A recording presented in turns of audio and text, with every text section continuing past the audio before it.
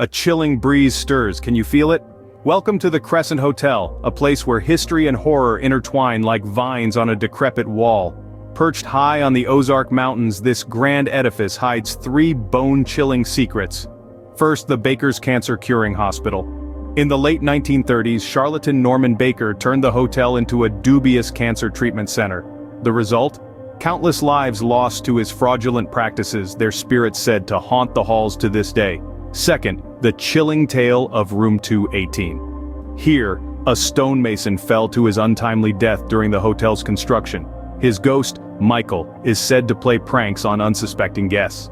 Lastly, the gruesome discovery in 2019, a cache of bottles filled with human tissue, remnants from Baker's cruel experiments, a grim reminder of the hotel's dark past. So do you dare visit the Crescent Hotel?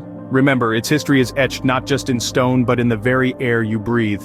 Until next time, safe travels.